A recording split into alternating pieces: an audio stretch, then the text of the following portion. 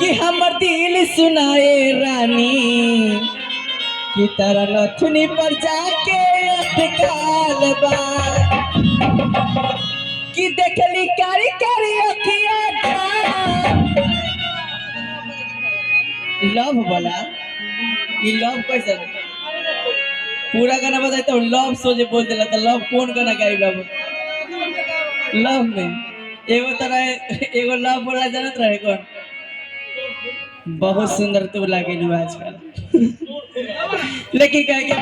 अच्छा लव बोला गाई जाए लेकिन कह के कहला कि हम दिल सुनाए रानी की तरह नथुनी पर जाके अटकल दिल सुनाए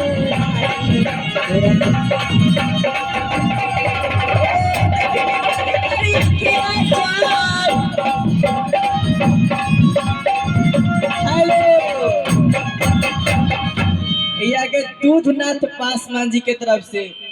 10 रुपये 21 रुपया बना बात उसके मैं तहे दिल से शुक्रिया अदा करके लेकिन कहे के बाद दूधनाथ जी के ए दूधनाथ जी कि हमरा के ऐसा जोगाड़ चाहिए कैसा कैसा ज्यादातर कि हमरा के ऐसा जोगाड़ चाहिए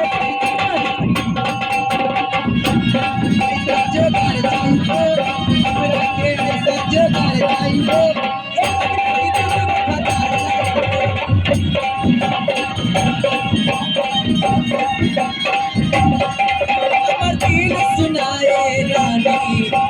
नथुनी पर जाके सुनाए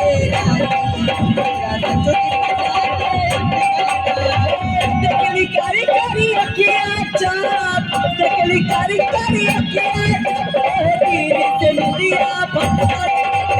दिल सुनाए नथुनी पर जाके दिल सुनाए रानी नथुनी पर जाके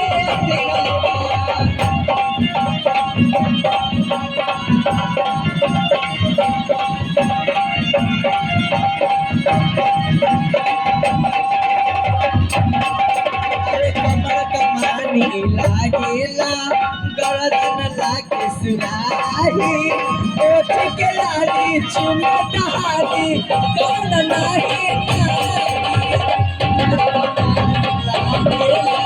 गरदन लागे सुराही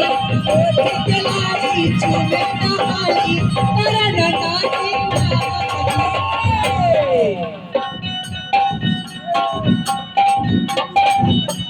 भाई राम परवेश जी के जमा